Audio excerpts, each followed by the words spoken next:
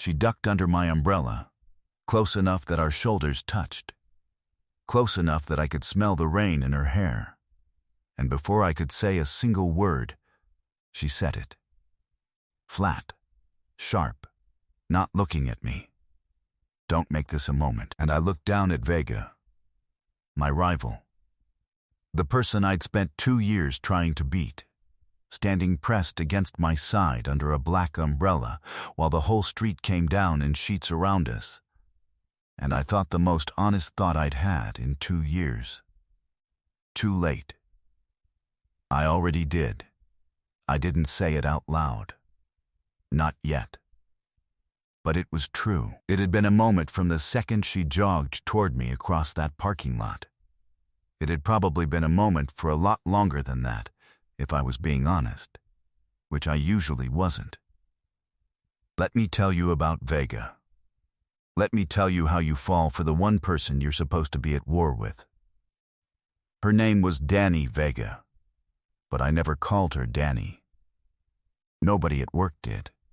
She was Vega, the way I was Brandt. Last names, like soldiers, like boxers, because that's what we were to each other. Opponents, we got hired the same week. Same department, same level, same terrifying VP who liked to say things like iron sharpens iron while watching us like a man who'd bet on a cockfight. From day one it was clear there were 2 of us, and eventually 1 spot above us, and the whole building knew it. We became the office sport. Did you see what Vega pulled in the Morrison pitch? Yeah, but Brandt closed the Kessler account solo. People literally kept score. And God, we were good at giving them a show. We competed over everything. Deadlines, numbers, who got the corner desk when it opened up. We'd sit across the conference table and dismantle each other's proposals with these little surgical smiles. She had this way of saying, interesting approach. Brandt that could take the skin off. I had this way of raising one eyebrow at her slides that I knew, got under her skin. We were merciless. We were the entertainment. Here's what took me 2 years to understand, though. I never worked harder for anyone in my life than I worked to beat Danny Vega. And working hard to beat someone and being completely obsessed with someone turn out to feel identical from the inside. You think about them constantly. You anticipate their moves. You know their patterns, their tells, their ticks. The way she tapped her pen twice before she was about to say something devastating. The way she pushed her hair back when she was actually nervous, even though her voice stayed ice. I knew Danny Vega better than I knew people I dated for years.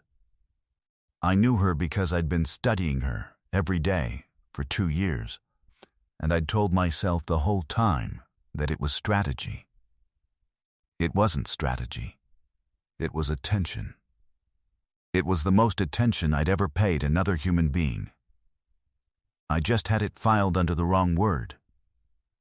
The rain thing happened after a late one. We both stayed past 9, of course we had. Neither of us would ever be the first to leave while the other was still there. That would be conceding something. And we walked out into the parking lot to discover the sky had opened up. Real storm. Sideways rain. And I had an umbrella, because I'm the kind of person who checks the forecast. And she didn't. Because she's the kind of person who considers checking the forecast a sign of weakness. I saw her stop under the awning, looking at the downpour, looking at her car maybe 200 feet away, calculating. And I saw the exact moment she realized her only dry option was me. I watched her have a small war with herself.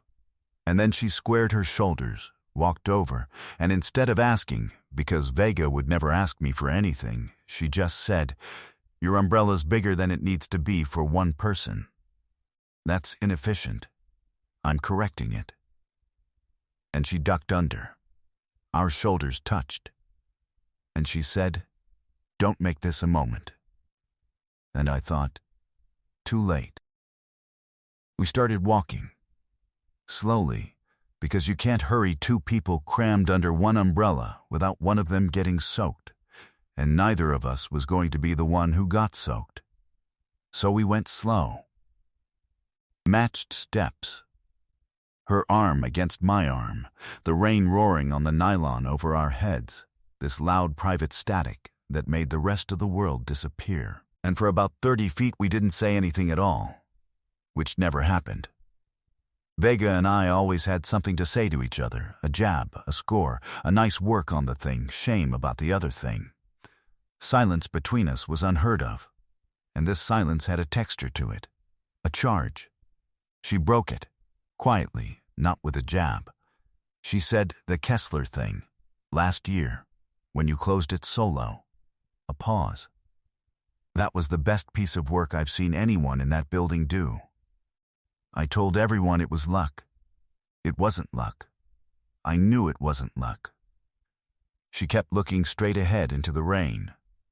I've never told you that, because I'd rather die.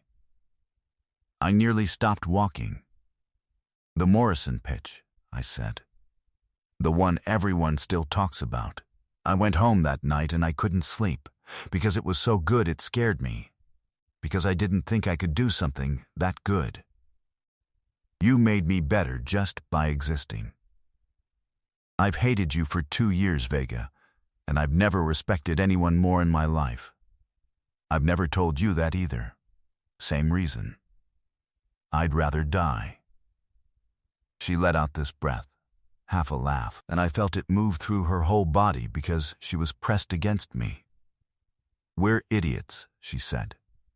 Total idiots, I agreed. And then she said the thing that turned the whole world over. Do you know why I never ask you for anything? She said, still looking ahead, still not at me. It's not just pride. It's that I figured out about a year in that if I ever let myself need one single thing from you, I wasn't going to be able to stop. So I made a rule. Vega doesn't need Brandt. Vega beats Brandt. It was safer to want to destroy you than to want. She stopped herself. The rain roared. Then to want what? I said.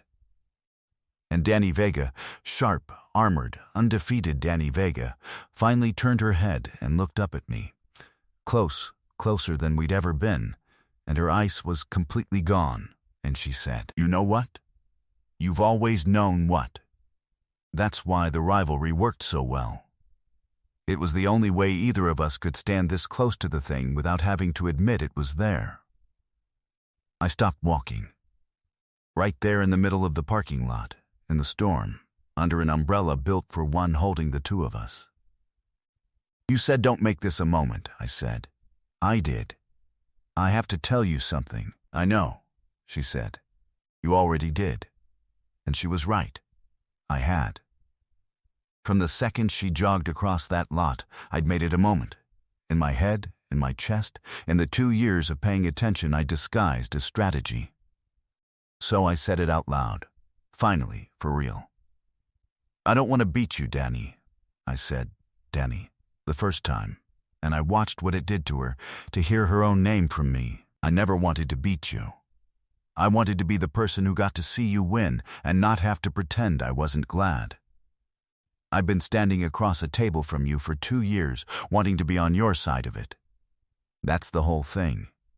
That's the truth I've been hiding behind a scoreboard. Here's where it got complicated, though, because it's real life, and real life doesn't just fade to a kiss in the rain. There was still the promotion. The one spot.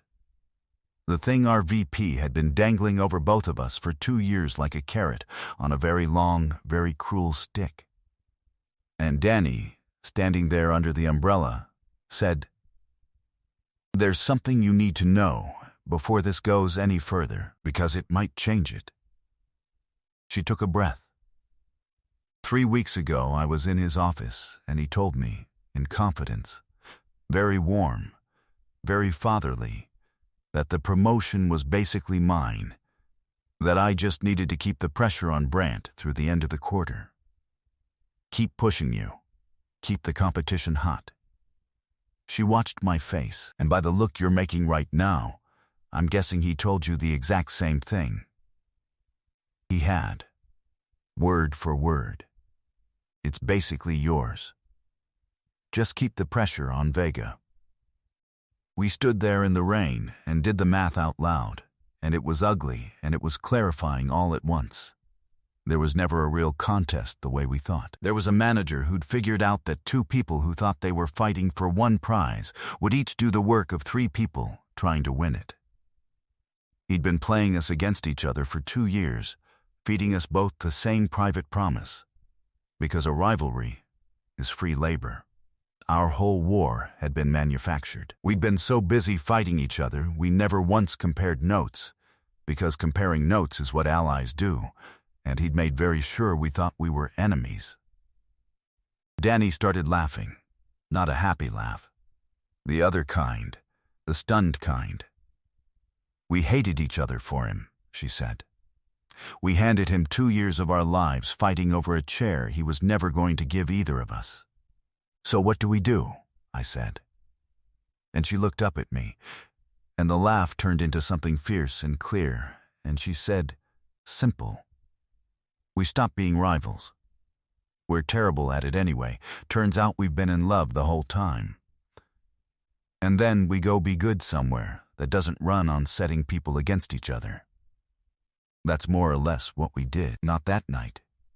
That night we just stood in a parking lot under one umbrella until the rain let up, and by the time it did, something between us had let up too.